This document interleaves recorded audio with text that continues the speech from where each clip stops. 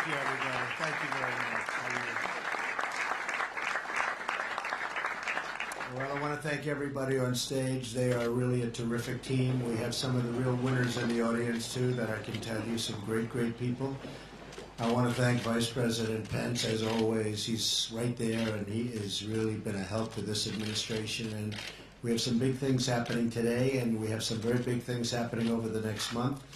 And I guess probably I can say over the next 8 years, I suspect I can say that.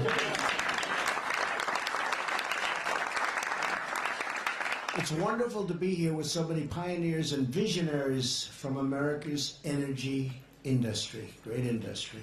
I want to thank the leaders of our great energy companies for joining us today and for supporting our efforts to bring true wealth and prosperity to our people. I also, that's true, come on, give yourself a hand. You deserve it. You deserve it. You've gone through 8 years of hell, and actually I could say even a little bit more than that. You deserve it. I also want to express our sincere gratitude to the labor union leaders and members who have joined us today. Thank you, fellas. Thank you. Thank you.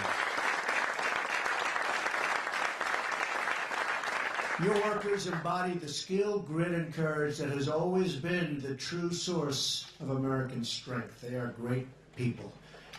They break through rock walls, mine the depths of the earth, and reach through the ocean floor to bring every ounce of energy into our homes and commerce and into our lives. Our nation salutes you. You're brave and you are great workers. Thank you very much. Thank you, guys.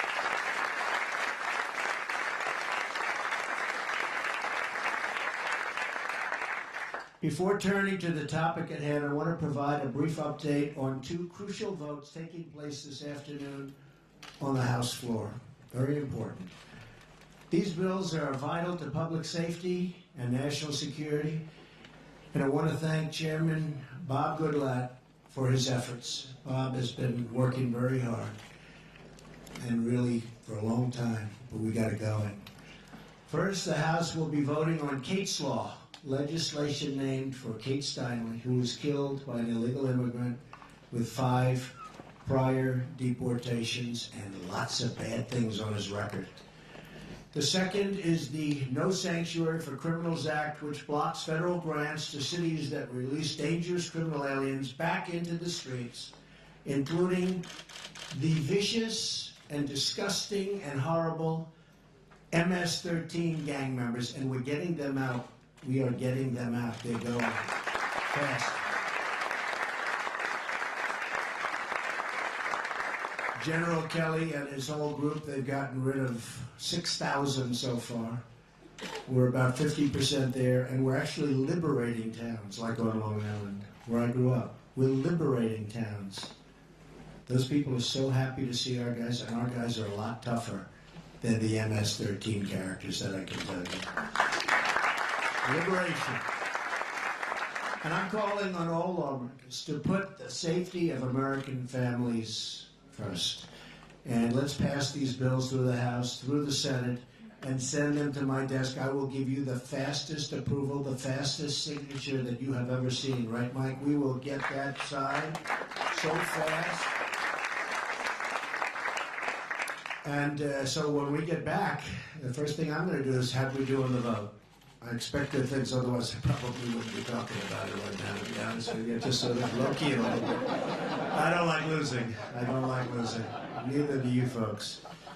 Every member of Congress should vote to save American lives. Many great members of Congress are here with us this afternoon. Some great people. Some great, great people. Thank you very much. Not only are they working with us on border security, but they share our desire to unleash American energy. I especially want to thank Secretary Perry for his tremendous leadership in this department. He has really done a terrific job, and he's also a cheerleader. He's really a cheerleader. I watched that in Texas. The thing I loved about him, he was always saying how great Texas was. And if you don't say it, I don't know. You got to say it, right? And you're doing it right now with energy. That's true. Along with Secretary of the Interior Ryan Zinke and EPA Administrator Scott Pruitt. And we've been through our battles, Scott, not with each other, with the world. And now the world is starting to say, I think they're right. They'll find out. We have no doubt. But all three of them strongly believe in putting America first, which is what I believe in, which is why I got elected. It's called Make America Great Again. That's what we're doing. Make America Great Again. We're here today to usher in a new American energy policy, one that unlocks millions and millions of jobs and trillions of dollars in wealth. For over 40 years, America was vulnerable to foreign regimes that used energy as an economic weapon. Americans' quality of life was diminished by the idea that energy resources were too scarce to support our people. We always thought that. And actually at the time it was right to think. We didn't think we had this tremendous wealth under our feet. Many of us remember the long gas lines and the constant claims that the world was running out of oil and natural gas. Americans were told that our nation could only solve this energy crisis by imposing draconian restrictions on energy production. But we now know that was all a big, beautiful myth. It was fake. Don't we love that term, fake? What we've learned about fake over the last little while. Fake news. CNN, fake. Whoops, the camera just went off. Okay, you can come back. I won't say. I promise I won't say anything more about it. I see that red light go off. I say, whoa. The truth is that we have near limitless supplies of energy in our country. Powered by new innovation and technology, we are now on the cusp of a true energy revolution. Our country is blessed with extraordinary energy abundance, which we didn't know of even 5 years ago and certainly 10 years ago. We have nearly 100 years worth of natural gas and more than 250 years worth of clean, beautiful coal.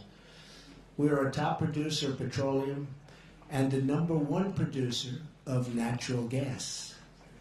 We have so much more than we ever thought possible. We are really in the driving seat. And you know what? We don't want to let other countries take away our sovereignty and tell us what to do and how to do it. It's not going to happen.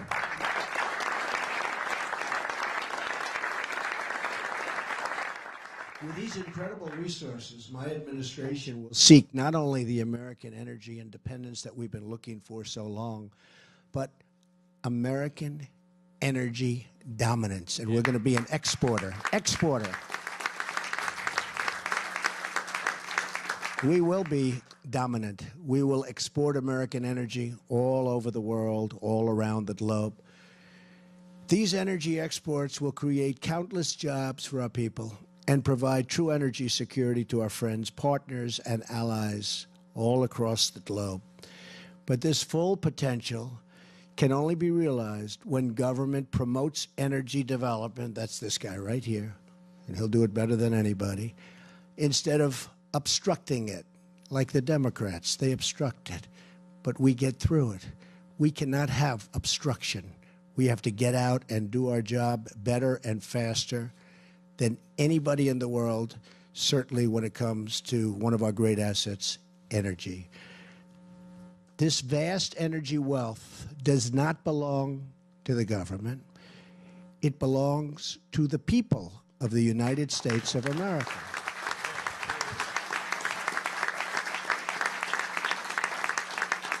Yet for the past 8 years, the federal government imposed massive job-killing barriers to American energy development.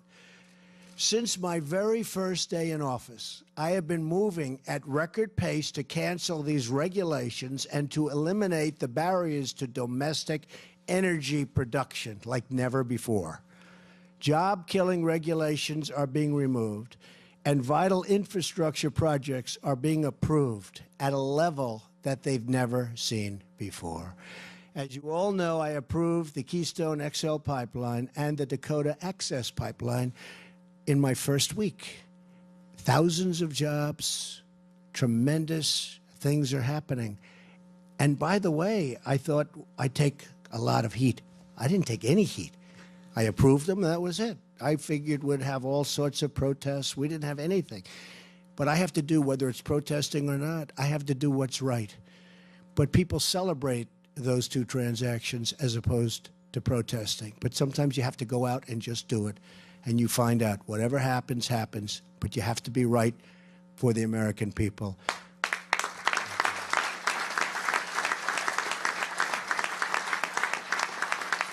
Thank you. I'm dramatically reducing restrictions on the development of natural gas. I canceled the moratorium on a new coal leasing. And you know what was happening? The new coal leasing on federal lands. It was being so terribly restricted. And now with Ryan and with the group, it's going to be open. And the land will be left in better shape than it is right now. Is that right? Better shape. We have finally ended the war on coal, and I'm proud to report that Corsa Coal, here with us today, just opened a brand new coal mine in the state of Pennsylvania, the first one in many, many, many years. Corsa, stand up. Come on. Congratulations. Congratulations. Employing a lot of people, and we are putting the coal miners back to work, just like I promised. Just like I promised when I went through Ohio and West Virginia, Wyoming, and all of the different places. And I see Bob back there. Congratulations, Bob. He's in great shape, right? You're in good shape, Bob, right from the beginning. Good. You just take care of yourself, all right? We're ending the intrusive EPA regulations that kill jobs, hurt family farmers and ranchers, and raise the price of energy so quickly and so substantially. In order to protect American jobs, companies and workers, we've withdrawn the United States from the one-sided Paris Climate Accord.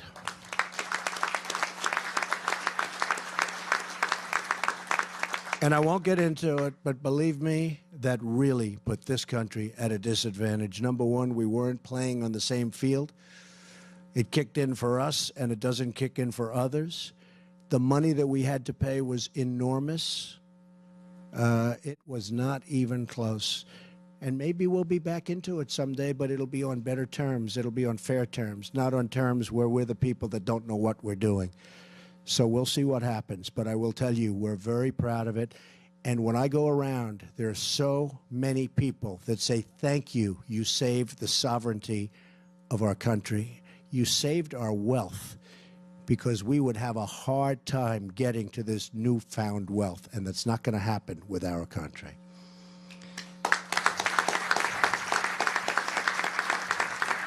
Today, I'm proudly announcing 6 brand new initiatives to propel this new era of American energy dominance. First, we will begin to revive and expand our nuclear energy sector, which I'm so happy about, which produces clean, renewable, and emissions-free energy.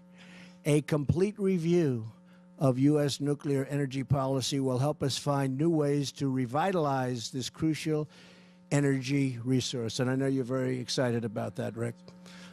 Second, the Department of the Treasury will address barriers to the financing of highly efficient overseas coal energy plants.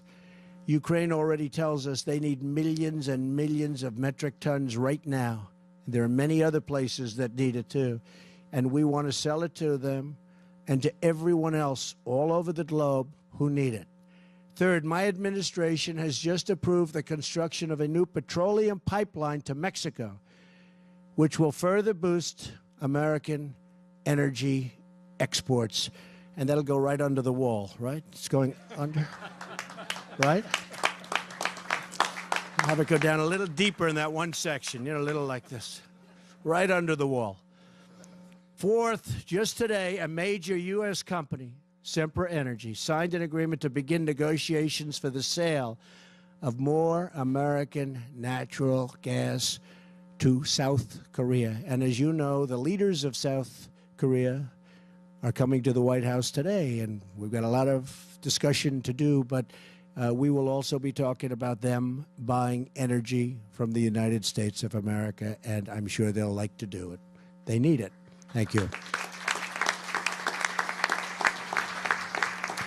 Fifth, the United States Department of Energy is announcing today that it will approve 2 long-term applications to export additional natural gas from the Lake Charles LNG terminal in Louisiana. It's going to be a big deal. It's a great announcement.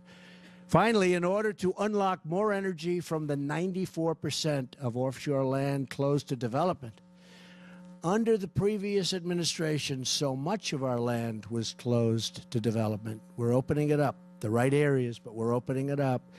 We're creating a new offshore oil and gas leasing program.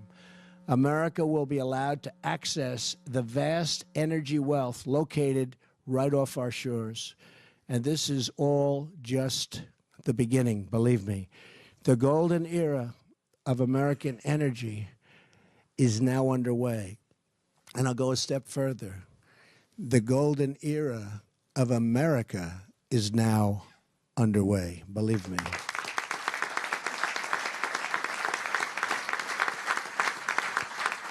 And you're all going to be a part of it in creating this exciting new future. We will bring new opportunity to the heartland, new prosperity to our inner cities, and new infrastructure all across our nation.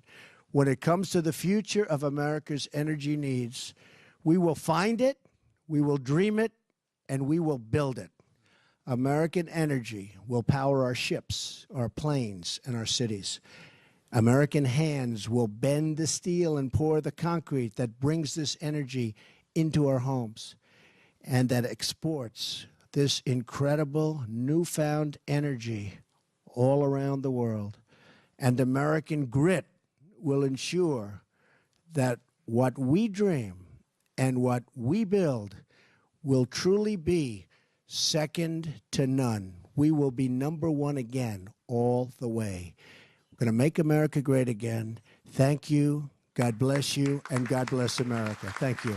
Thank you very much. Thank you. Thank you. Thank you. Thanks, fellas.